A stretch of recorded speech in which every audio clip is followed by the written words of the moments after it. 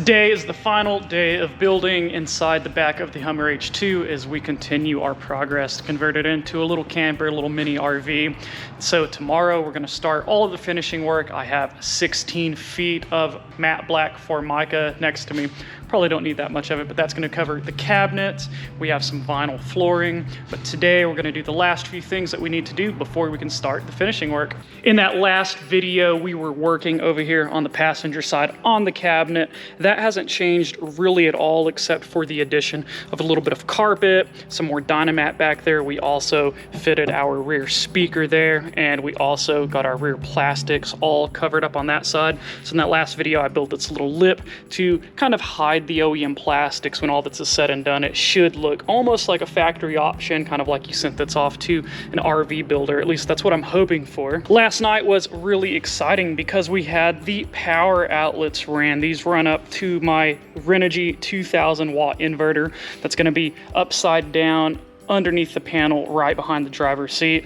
These are going to be extremely convenient. I have one back here in the back, so I'm going to be able to use electric cook utensils up here on our little stove and sink area. I'll also be able to run power back here to the pull-out table to use back here anytime that I'm working on something, transferring files from my camera to my laptop, just working on my laptop. Anytime that that table is pulled out, I'll be able to have a little bit of power coming to it. And then up top, we have our rear panel that's all finished out. We have a custom wire harness for these light pods and that switch that I put up there. So we have a custom quick disconnect. So whenever that panel has to come down, we don't actually have to unplug the switch or the lights. We just have a quick disconnect Molex plug back there that we can just unclick. And this is going to give us some downward lighting again for this table that I'm going to install here in the next few days. Just going to be a very simple slide out table, no rollers or casters or anything like that. It's just going to pull out of this recess about 2 or 3 feet, giving us just enough room to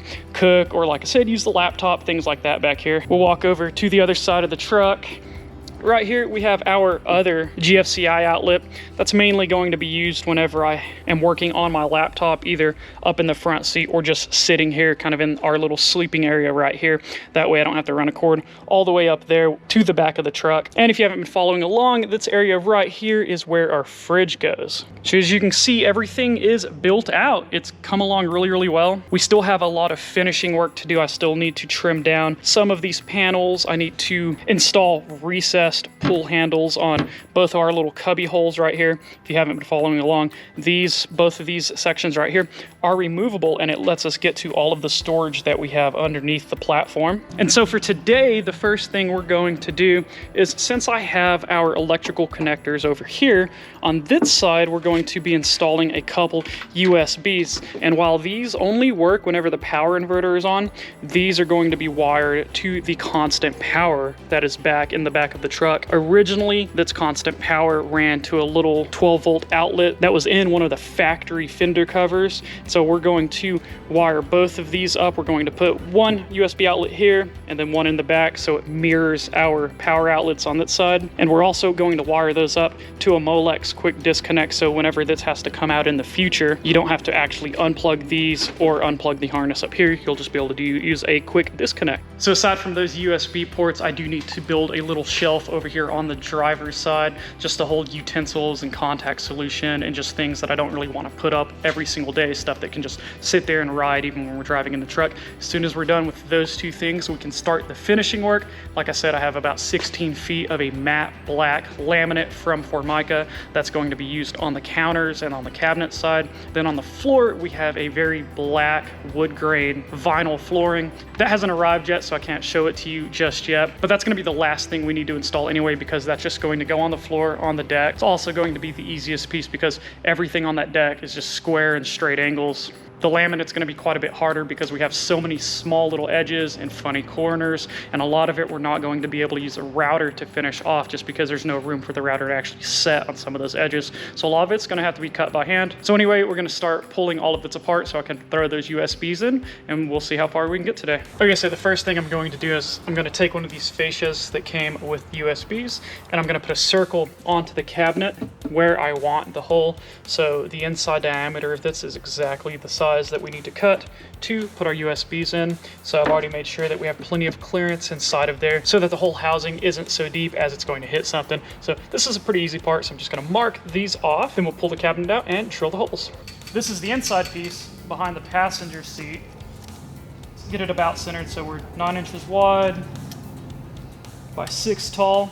And so we're gonna do 4.5 by 3. So we'll real quickly mark 4.5. We'll come 3 inches down. So it's gonna give us pretty close to center right there. So I said 4.5, boop. About 3 inches down. And this doesn't have to be perfect because we're gonna add some other stuff to this later. We're also gonna put Formica on top of this. So, but I want it pretty much close to the center. That's how the GFCI plug is on the other side.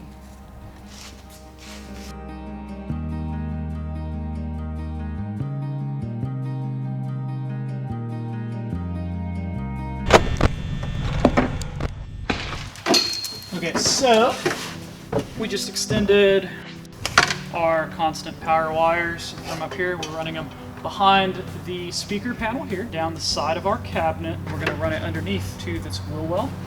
We're gonna run it along the inside of our box, all the way down there. So we'll have one plug here. Those wires will run over here where they connect to the second plug.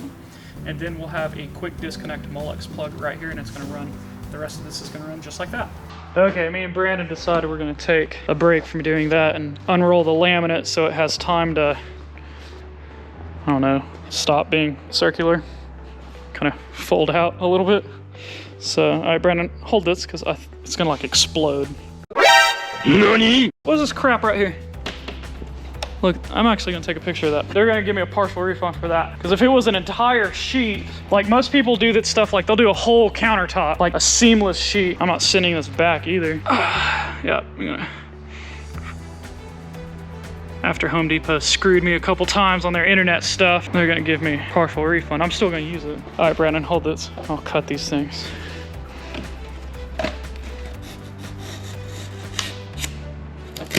That's one. Did it feel like it was any more tense or anything? Not really. All right, maybe it's not gonna. I just assume this stuff's kind of stiff, so. Told you.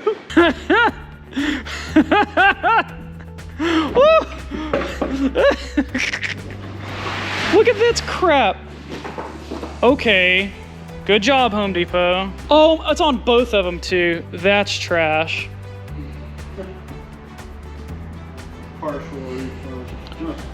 Dude, what is this? Yeah, like most people will do they'll do like a whole countertop. Yeah, well, there's that hole in it too. Let's send them a message. Okay, anyway, aside from the damaged pieces, that looks pretty awesome. I think it's gonna be pretty good in there. So, really excited to get started on that. But first, we gotta finish this, then we're gonna build a little lip right there. And then we'll start chopping some of this up and seeing what we can do.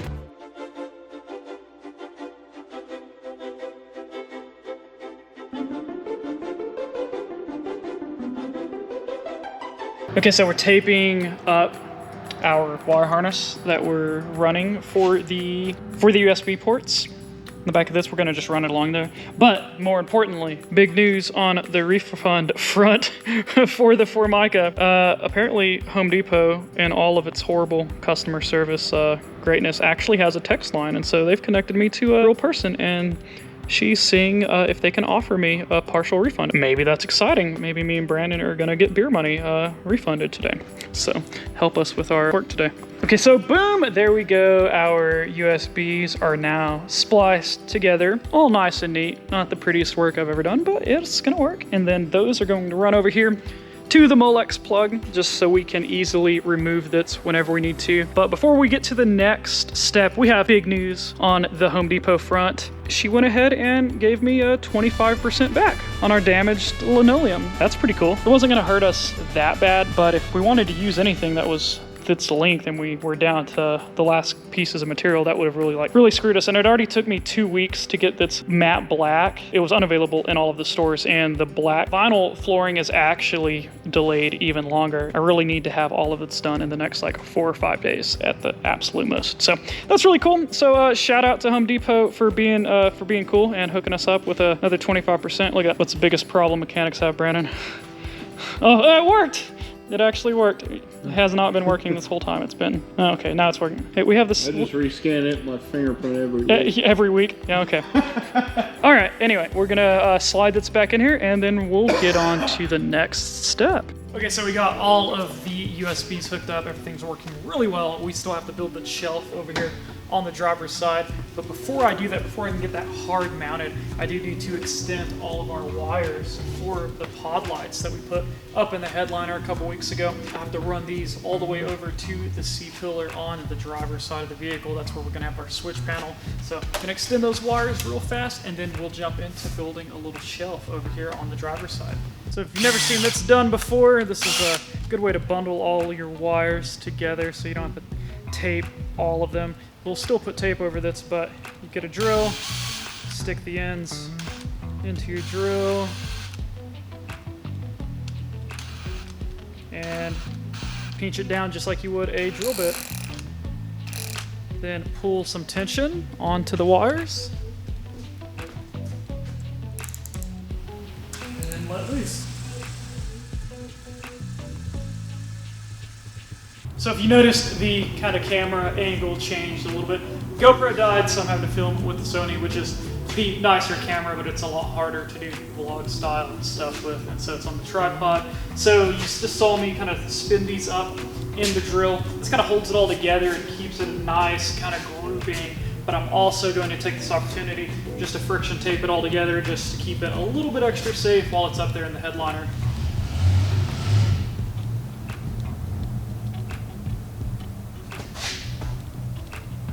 Okay, so we got those wires all spliced together and into the harness. I didn't film any of that because you've probably gotten plenty of splicing and soldering in this video already. So our next task is we're going to snake this across the top of the headliner back there to that C-pillar, and that's where our switch panel is going to be. I've already cut into the factory harness and found our 12-volt constant and our ground. These are actually the same constant and ground wires that I pulled for the trunk panel that has the button and the lights on it right there. And I wanted to do that so everything is fused on the same circuit. So if a fuse pops while using those lights, it'll be a lot easier to track down than if each of these was on a different circuit.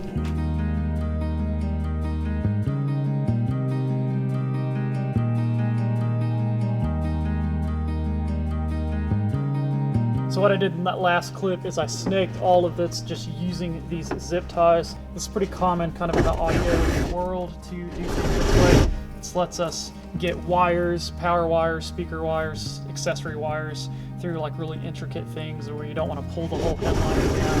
I've already had the headliner down once before, but I originally thought that we were going to run the switch panel over there on that rear speaker grill, and after getting it up there, there wasn't going to be enough depth for the switches, and so I decided that C-pillar right here would be a really good candidate because this is where I'll be getting in and out of the truck, so I'll be able to just hit those switches right there for the lights, and the plastic panel has quite a bit of depth to it, so it'll have enough room for all the wire harnesses and the depth of the switches. So I'm going to finish pulling this through, cut this to length, and then I will get everything kind of laid out and ready for our switches. Okay, so we ran those wires down here, and we have our power wire, and then we're going to switch each one of these off of the negative wire, which is not really an uncommon thing. In the automotive world, you'll find a lot of accessories are actually switched off of neutrals. And so if I've done all of this right, I should be able to hook these up, and we should have power to all 6 of our lights. And boom, wow, that's really, that's really bright. That's gonna work out really good. So let's see if we can activate each row individually. So let's just go ahead and we'll loosely mount our power. So we should be able to have front row, middle, and back. Or we could do just middle and back, or just the back rows. So we're going to wire each of these up to an individual switch. so that we can use each one, you know, one row at a time. That way, you know, sometimes you probably are not going to want that much light back here. But I think when I'm on the road and we're filming and stuff, it's going to be a great benefit to film at nighttime in here, especially if we're setting up stuff kind of by the truck for astrophotography. I can have a little bit of ambient light spilling over to show you the setup and stuff like that. So I think it's going to be pretty good.